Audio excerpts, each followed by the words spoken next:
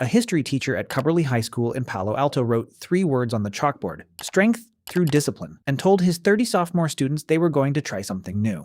By Wednesday, students from 3 different schools were cutting their own classes to join. By Thursday, 200 teenagers were saluting each other in the hallways, wearing matching white shirts, and reporting classmates who failed to comply with the rules of a movement their teacher had invented 4 days earlier. By Friday, they were sitting in an auditorium waiting for their national leader to appear on television. The teacher was 25 years old. He later described himself as having acted by Thursday as an instinctive dictator. This is the third wave experiment. Ron Jones was in his first year of teaching when the experiment began. He had been assigned the world history class at Cubberley High, a public school in Palo Alto, one of the most educated and progressive communities in California. His students were 15-year-old sophomores. They had just spent a week studying Nazi Germany, the Nuremberg rallies, the mechanics of the Holocaust, and then one of them asked the question Jones could not answer with a lecture. How did ordinary German people claim they didn't know what was happening? How did an entire country of educated, civilized people watch a movement rise around them and do nothing to stop it? Jones stood at the front of the room and realized he could not explain this in a way that would land. The historical distance was too great. The students understood the facts, but not the pull. Not what it felt like to be inside something like that before you recognized what it was. He decided not to explain it. He decided to show them. Day 1 was about discipline.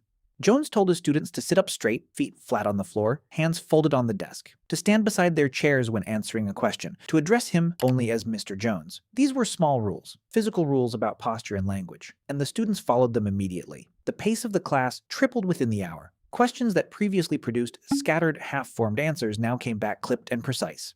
The room felt different. Jones felt it too. When the bell rang, students asked if they could continue. Day 2 was about community. Jones added a second motto to the board: strength through community. He introduced the salute, a cupped hand raised to the shoulder, like a breaking wave. Members were required to use it whenever they encountered each other. He gave the movement its name, the third wave, after the theory that the third wave in a surfing set is always the strongest. By the end of the day, the class had grown from 30 students to 43. Students were recruiting from other classes without being asked. Day 3 was when it left the classroom. Jones issued membership cards. Most were plain.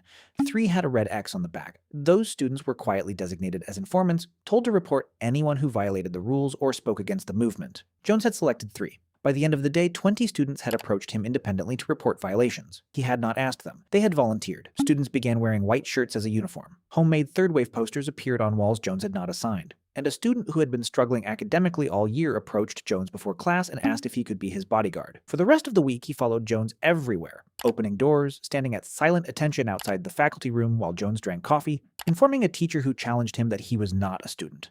He was a bodyguard. By Wednesday evening, 200 students from 3 different Palo Alto high schools were members.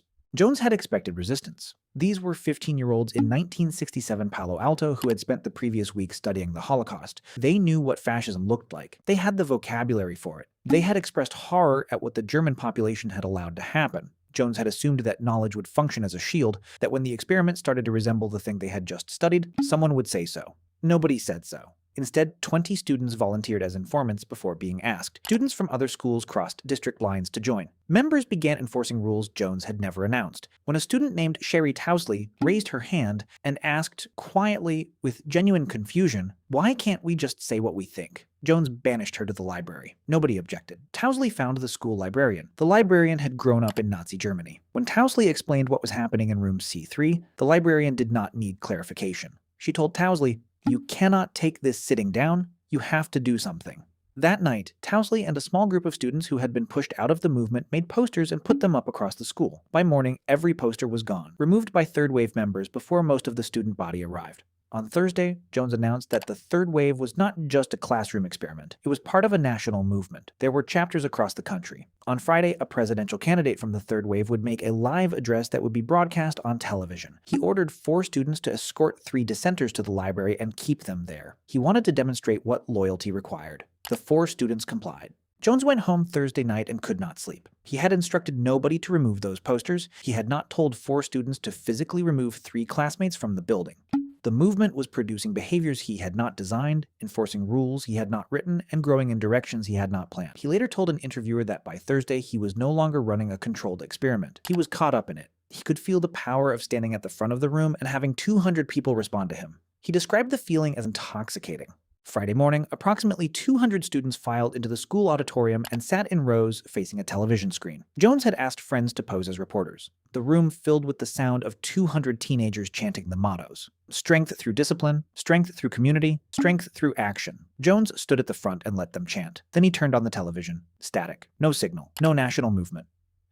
Jones let the silence stretch. Then he told them the truth. There was no third wave candidate. There was no national movement. What was in this room was 200 students who had in 5 days built a structure that looked exactly like the thing they had spent the previous week insisting ordinary people would never allow to exist. They had worn the uniform. They had saluted in the hallways. They had removed dissenting voices from the building. He switched on a slide projector and showed footage from the Nuremberg rallies. The room went silent. Several students began to cry. Some walked out immediately. The student who had served as Jones's bodyguard, the one who had found his purpose, broke down entirely. Jones later said he would not run the experiment again. The reading the experiment left behind is that it showed how easily teenagers can be brainwashed, that young people are particularly susceptible to authoritarian influence, and that this susceptibility explains how ordinary populations follow movements into atrocity. That reading is less disturbing than the actual finding. Look at who participated most. The bodyguard was a student who had been failing all year, invisible in every class, with no particular identity inside that school. He told Jones explicitly that the movement had given him a purpose. Students from Pali and Gunn, 2 other Palo Alto high schools, traveled across district lines to join a classroom experiment they had heard about secondhand. Nobody recruited them. Nobody coerced them. They came because something in what they had heard about the third wave was offering something they wanted.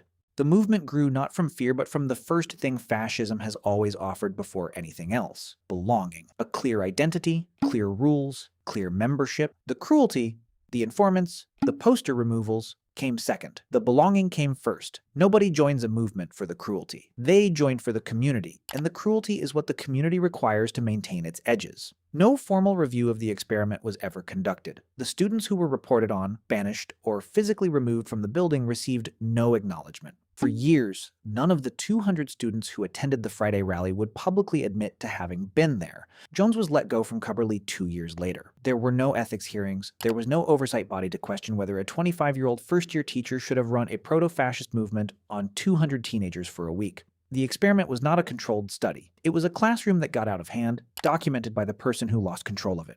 Ron Jones has given dozens of interviews in the decades since 1967. He consistently says the experiment becomes more relevant every decade. The specific sequence it demonstrated, identity offered, rules required to keep it, dissent punished by exclusion, does not require a uniform, a salute, or a school in California. It requires only a clear inside and a clear outside, and the human need to remain in the first one. That sequence is operating right now in systems that have never heard of the third wave. The mechanism does not need a history class to run. It needs a community someone desperately wants to be part of. The rest follows without instruction. Jones designed the experiment to answer one question: how did ordinary people not resist? By Thursday, he was acting, in his own words, as an instinctive dictator. The experiment had worked. He just was not standing outside it when it did.